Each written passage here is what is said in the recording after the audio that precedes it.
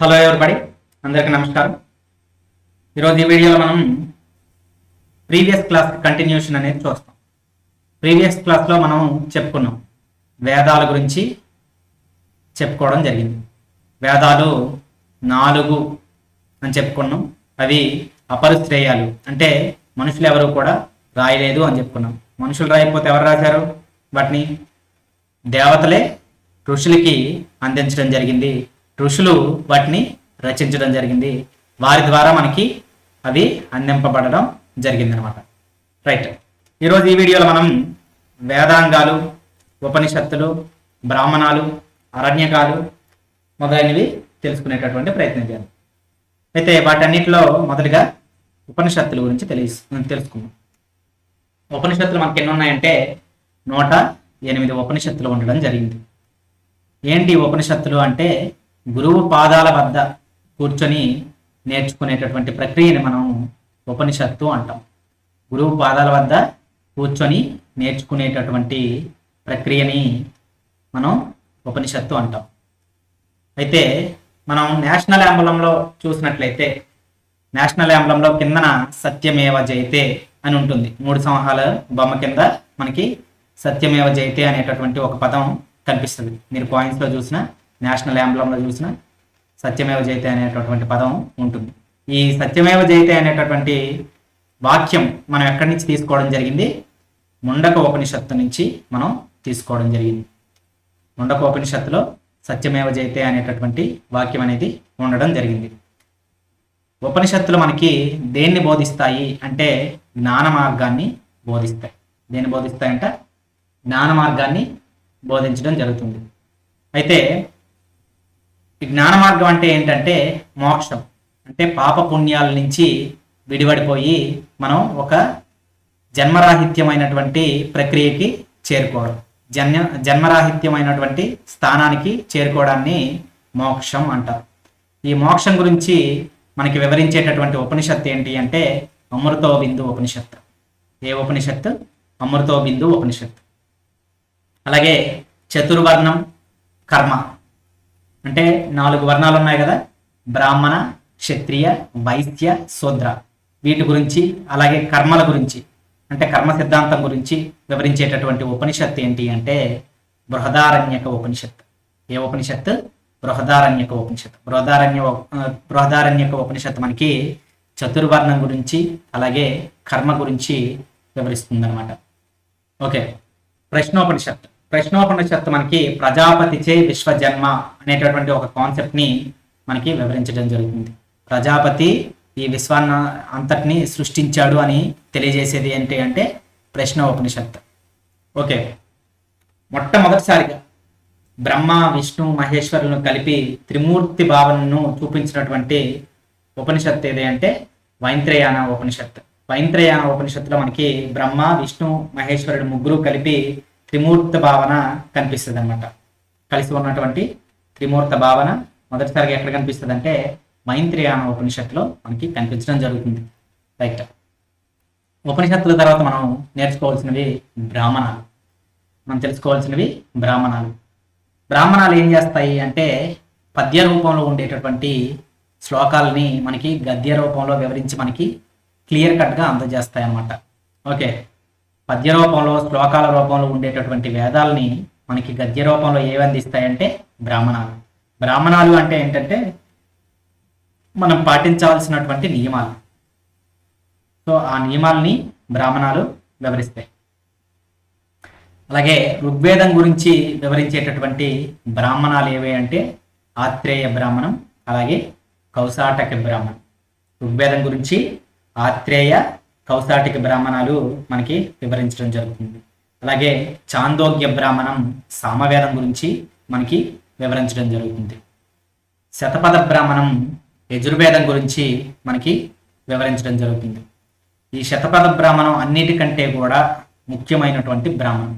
ఇందులోనే మనకి మృత్యువు అంటే చావు ఎలా వస్తుంది అనేది తెలియజేయడం జరిగింది.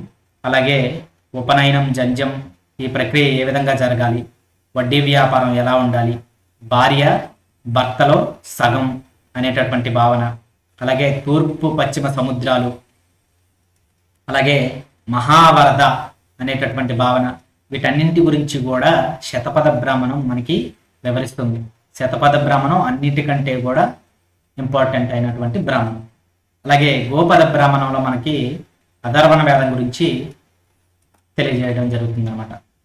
గోపద బ్రాహ్మణం అధర్వణ వేదం గురించి మనకి తెలియజేయడం జరుగుతుంది. తంద్యమాన మహాబ్రాహ్మణం ప్రత్యస్తోమ యజ్ఞం అనేటటువంటి ఒక యజ్ఞం గురించి తెలియజేస్తుంది. ప్రత్యస్తోమ యజ్ఞం దేని గురించి అంటే ప్రజలు చేసేటటువంటి యజ్ఞం అన్నమాట. ఇది దేనికి చేస్తారంటే రాజుని నాశనం చేయడానికి ప్రజలు చేస్తారన్నమాట. ఓకే, దీన్ని వివరించేటటువంటి బ్రాహ్మణం ఏది అంటే తంద్య మహాబ్రాహ్మణం. రైట్. ఉపవేదాలు ఎన్ని అంటే 4. అవేంటి అండి?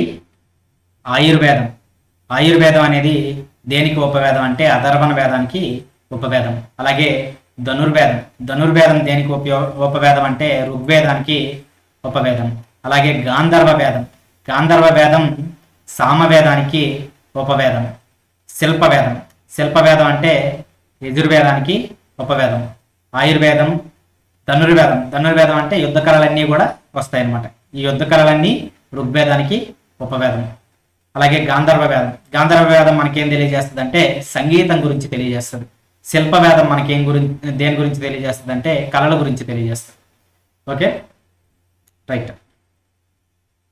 ఉపవేదాల తర్వాత మనం తెలుసుకోవాల్సినటువంటివి వేదాంగాలు ఎన్ని అంటే 6.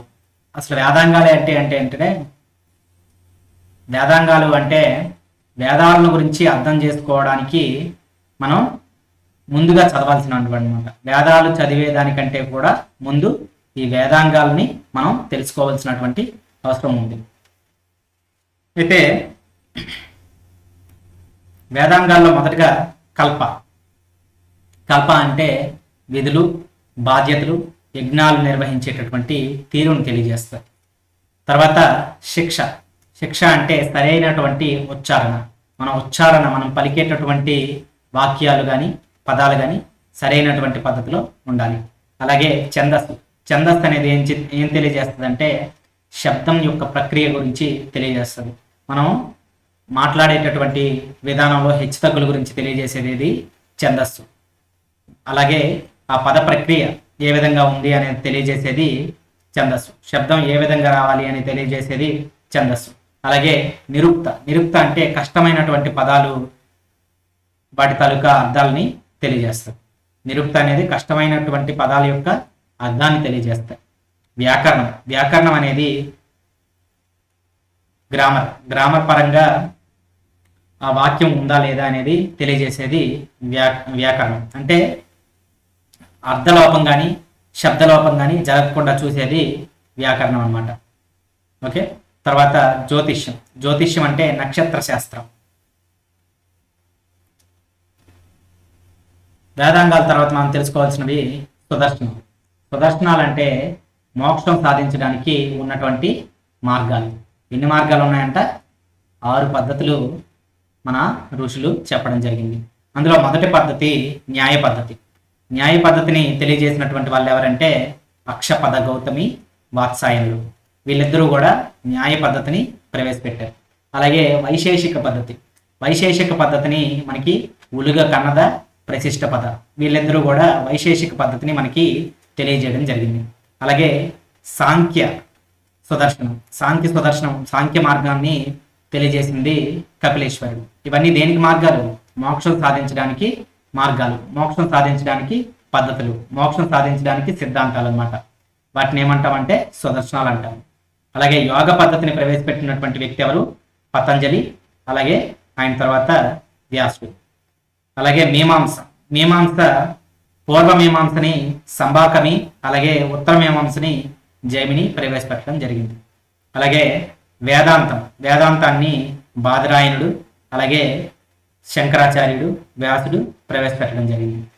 ఈ 6 పద్ధతుల ద్వారా మనం మోక్షాన్ని సాధించవచ్చు అని వీళ్ళు తెలియజేశారు. ఓకే, తర్వాత ఆశ్రమాలు ఎన్ని అంటే 4. అందులో మొదటిది బ్రహ్మచర్యాశ్రమం. అంటే ఇది ఎప్పటి నుంచి ఎప్పటి వరకు ఉంటుందంటే 0 నుంచి 25 సంవత్సరాల వరకు, 0 నుంచి 25 ఇయర్స్ వరకు. ఈ టైంలో మనం విద్యార్థి దశ కొనసాగుతుంది అనమాట. మనం ఎంత నేర్చుకోవాలో అంత ఈ టైంలోనే నేర్చుకోవాల్సినటువంటి పరిస్థితి ఉంటుంది. సో దాన్ని మనం బ్రహ్మచర్య ఆశ్రమంగా చెప్పడం జరిగింది అనమాట. ఈ ఆశ్రమాలు 4. అందులో బ్రహ్మచర్య ఆశ్రమం అంటే ఏంటి, 0 నుంచి 25 సంవత్సరాల వరకు ఉండేటటువంటి కాల పరిమితి. దీంట్లో ఏం చేస్తాడు, మనిషి నేర్చుకోవాలన్నమాట, విద్యని అభ్యసించాలి. విద్యను అభ్యసించిన తర్వాత వీడు గృహస్థ్య జీవనం గడపాలి కదా. సో గృహస్థాశ్రమం, ఈ గృహస్థాశ్రమం 25 సంవత్సరాల నుంచి 50 సంవత్సరాల వరకు. ఈ టైంలో వివాహం, బాధ్యతలు వీటి గురించి ఆలోచించాలి. వీటి తర్వాత వానప్రస్థాశ్రమం. వానప్రస్థాశ్రమం అంటే 50 సంవత్సరాల నుంచి 75 సంవత్సరాల వరకు ఉండేటటువంటి కాలపరిమితి. ఈ టైంలో తీర్థయాత్రలు తిరగడం, పుణ్యక్షేత్రాలు తిరగడం, ఏదో ఐతిహాసిక గ్రంథాలని తెలుసుకోవడం, పురాణాలు తెలుసుకోవడం, ఇలాంటివన్నీ కూడా వానప్రస్థాశ్రమంలో మనిషి చేయాల్సినటువంటి కర్మలు. అలాగే సన్యాసాశ్రమం. సన్యాసాశ్రమం అంటే 75 సంవత్సరాల నుంచి 1000 సంవత్సరాల వరకు. ఈ టైంలో తపస్సు చేసుకోవాలి, సన్యాసం తీసుకొని తప మార్గాన్ని పాటించాలి, మోక్షం గురించి ప్రయత్నం చేయాలి. వీటన్నిటిని గురించి కూడా మనకి ఏ ఉపనిషత్తులో ఉందంటే జబాలా ఉపనిషత్తులో మొట్టమొదటిసారిగా ఆశ్రమాల గురించి పేర్కొనడం జరిగింది. ఇది ఈ క్లాసు. నెక్స్ట్ క్లాస్లో మనం మరికొన్ని వివరాలు తెలుసుకునేటటువంటి ప్రయత్నం చేద్దాం. ఓకే.